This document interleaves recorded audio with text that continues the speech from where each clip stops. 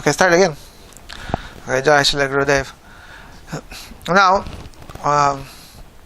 so where are we? We continue glorifying Haridas. So today we'll continue just glorifying Haridas Thakur and maybe just briefly explain what is meaning of Harinama Cintamani. So Haridas was in Puri. He followed Mahaprabhu in Puri. Now that place of Haridas is called what? Siddha Bakul. Well, because there's a Bakul tree there where Haridas would be chanting his Harinam. Who actually planted this was Mahaprabhu himself. Mahaprabhu, I was mentioning last time that Mahaprabhu would visit Haridas Thakur from the temple.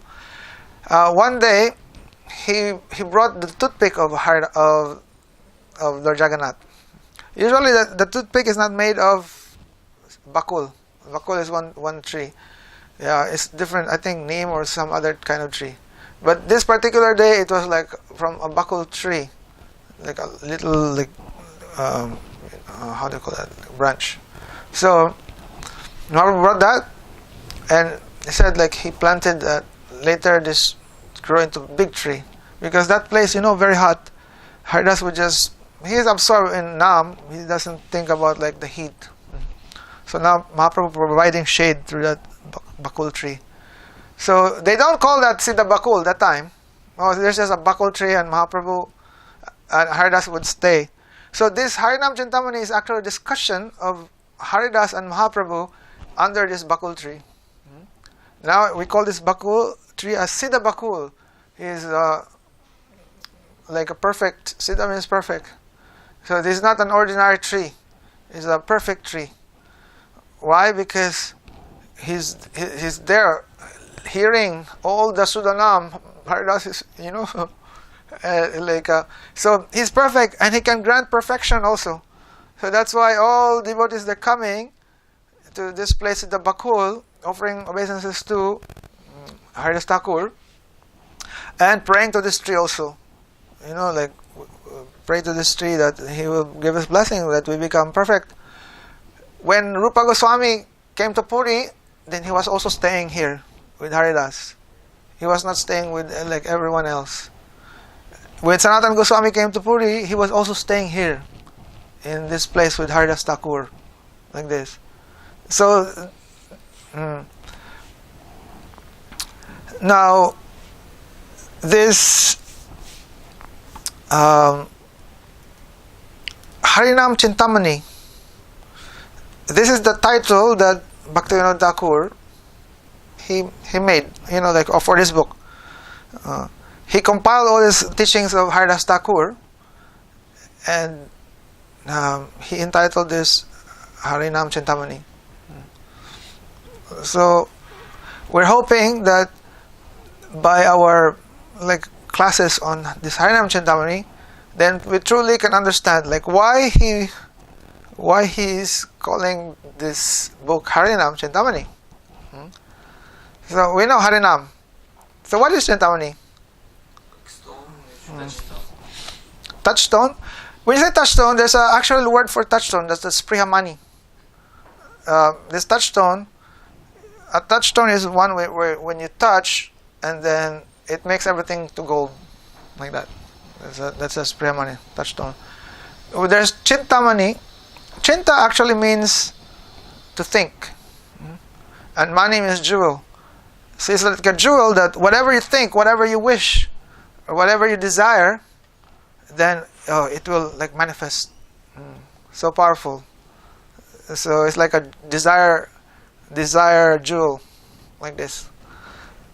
Now, it is said that in Braj, then they have desire trees, right? So it is said that every grain of sand or dust in Vrindavan or in the Holy Dham, Navadvip, they're all Cintamani. So we sing this Cintamani Moy Radhakunda Tata, on the banks of Radhakund, full of Cintamani, like this. So then most idea of people, actually when you hear about desire jewel, it's so nice, right? So like it's like, oh, I want to go there because then they have all this desire, like jewels, like this, or Cintamani, and like really, it's like why you want this? Because immediately like for some, like I'm not talking about like the devotees.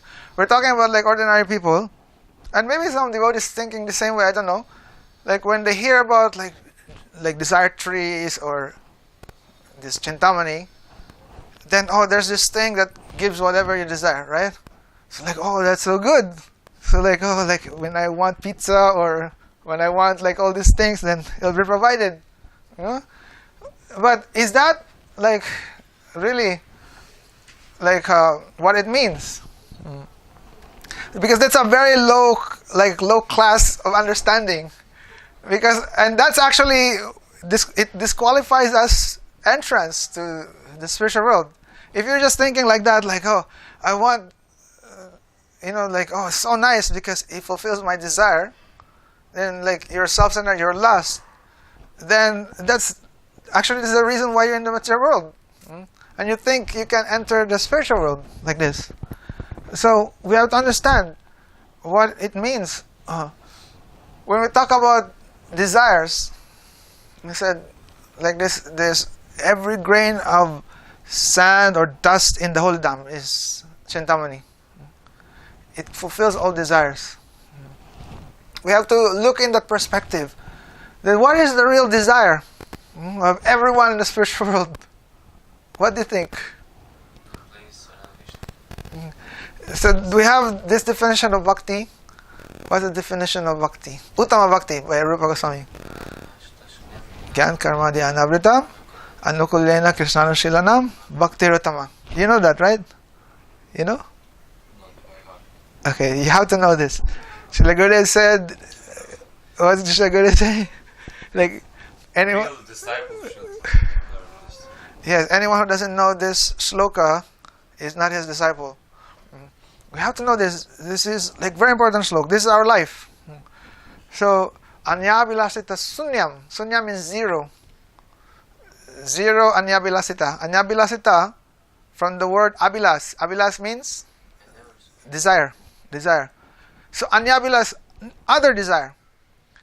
He said, all the other desires which are not the real desire of the soul, these are all anya vilasita. So these are, and really Bhaktivinoda Thakur explains, what is that? The desires for sense gratification, you can really just classify it into two. All these different desires, which is not the desire of the soul, not your real desire. You can classify only into two. What? The desire for sense gratification and the desire for liberation. They're like two sides of the same coin. That coin of like lust, meaning you're the center.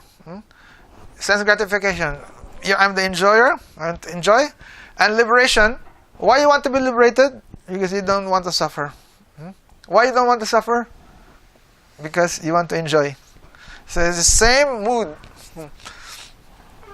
So, anyabilasita sunyam, gyan karmadi anavritam. Anavritam means covered. So, that which is not, anavritam is not covered. That which is not covered by gyan and karma and other activities which are rooted to gyan and karma. Adi, when you say adi, it means others, but it also refers to like root. When you say adi guru, he's the root guru.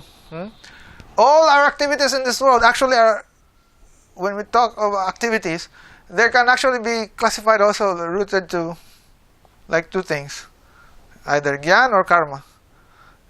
And this gyan and karma actually rooted to the desire for sense gratification or liberation. Those who desire sense gratification, then they engage in some process which is like they calculate that after that there will be reward for them. This is actually the process of karma. Like, there's a reward to your activity. And gyan, what is gyan? Gyan means knowledge. Knowledge that leads to liberation. Liberation. Really, because, when ultimately, like, when you're in ignorance, that means you're suffering and you're bound, right? When you find knowledge, then you become free. You be liberated. So some people desire liberation, and therefore they engage in gyan, like like knowledge, finding knowledge. Where bhakti is totally free from this anyabhilasita and is not covered by this gyan and karma and like other activities that's rooted to this gyan and karma. And why is that? Okay, this first line is considered external, meaning it's related to the external world, to the material world. It's because only in the material world you have this anyabhilasita, In the spiritual world you don't have this. So that's why I was telling about when you say desire trees or desire, like, okay, they fulfill all desires, but real desire is not this anyabhilasita. Now, bhakti is real. This our real like life, and to experience this bhakti is our real desire. Now, what is the internal definition of bhakti? That's in the next line. What is that? Anukulyena Krishnanu Shilanam. This is the highest bhakti, bhakti uttama. Anukulyena Krishna Anushilanam. The main root, how do you call it? Description here is Anushilan. When you say Anushilan, that means, when you say Shilanam, that means endeavor. When you say endeavor, you engage your body, mind, senses, right? And along with that is also you're developing some moods. So two things, endeavor and moods. When you say Shilanam, these two things are there. But when you say Anushilanam, that means constantly, like non-stop, engaging in activities, your body, mind, and senses, and cultivating like moods. But which kind of Anushilan? That which is favorable for Krishna. That's why it says Anukulyena Krishna Anushilanam. Not antagonistic mood, not antagonistic to Krishna. Because like demons, they're also doing Shilanam. They're making endeavor. And sometimes even Krishna is happy with their endeavor. What? Their endeavor to kill him. Like Charun Mustika. They're wrestling with him. So, but the mood they're developing in that, cultivating, is what? Antagonistic. Not favorable. So, and on the other side, there's Mother Yashoda. Mother Yashoda, for Krishna, may not, Krishna became angry because she put Krishna on the bed and she went away to take care of the milk. That's pastime. So Krishna was crying. But that is Uttama Bhakti. Why? Because that particular activity is connected to her Anushilan. Her constant activities, which is favorable to Krishna. Why she attended to the milk? Because that milk will be used for service of Krishna. We know this so many times. Explanation. So this is internal. This is the activities in the spiritual world, and this is like this is why it says this is the real definition of bhakti, internal.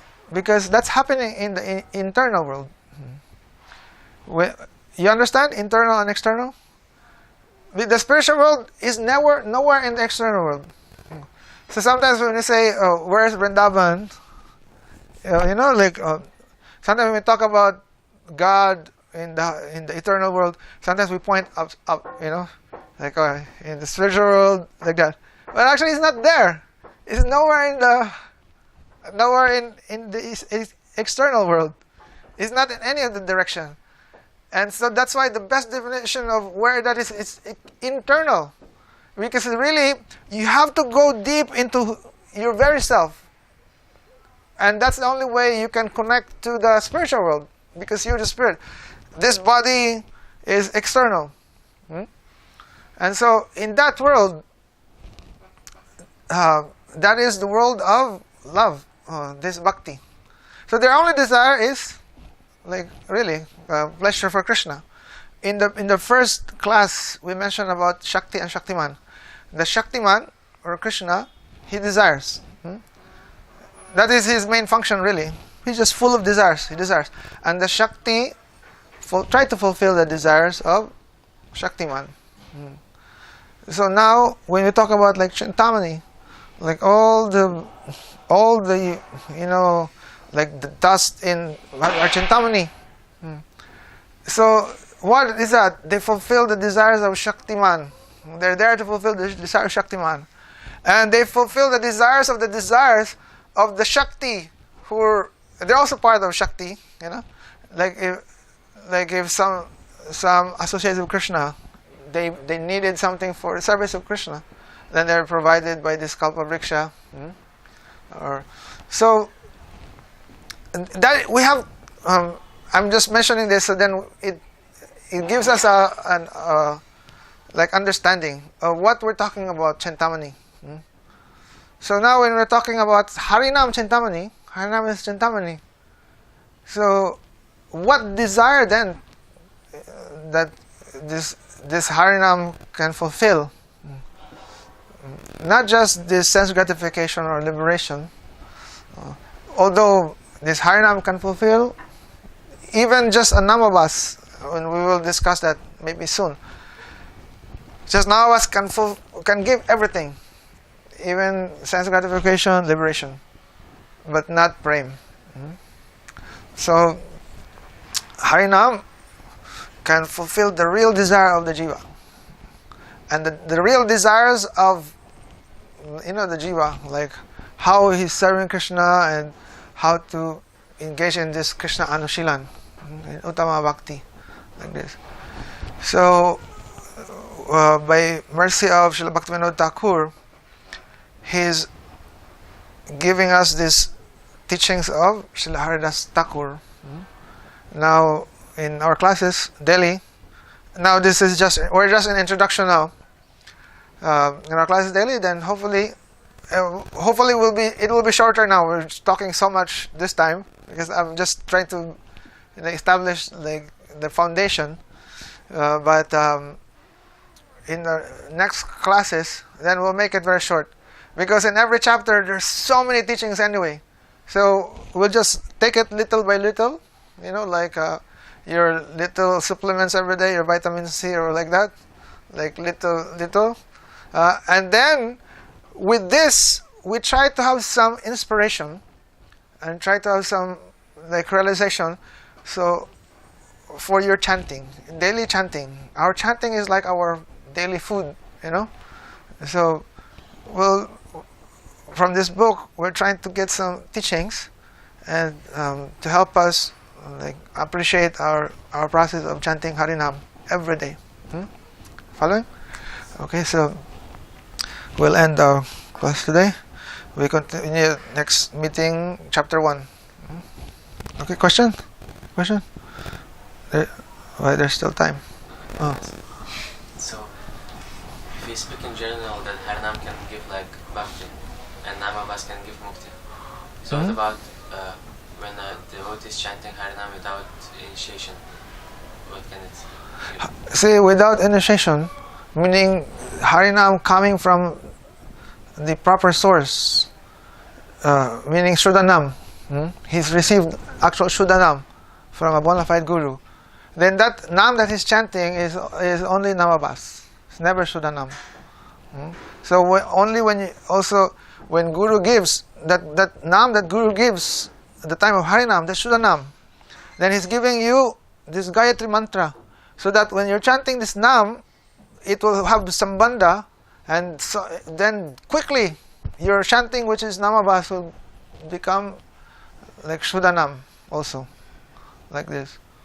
So, and we will clear this up in later on in this later chapter. And actually, this is all in the first chapter of Harinama Cintamani. We'll clear this up. Just Namabas. Namabas, he said, Namabas can give everything except Prem. Prem. So the term Bhakti is very general. So Bhakti, many stages. No. So along with the term Bhakti, already Shraddha is already there. So, but this Shraddha has to develop into Nishtha, then Ruchi, Asakti, Bhav. Then at the time of Bhav, that's when you actually, that's the first time that you will understand your like a permanent, permanent mood like of relation with God. But this Bhav, this Rati, that has to be mixed with other ingredients, so it becomes Rasa. That's now when you reach a stage of Bhav, then this has to be like transformed into Prem. Only in Prem that you're actually tasting this Bhakti Rasa. This Rasa. This term Rasa is like, sometimes we just like use it like cliche, like common, This is a very high term. This is higher than Rati. This Rasa. At that time, you're tasting all the ingredients like as one. You don't even see that like each ingredients already. It's all like mixed into one.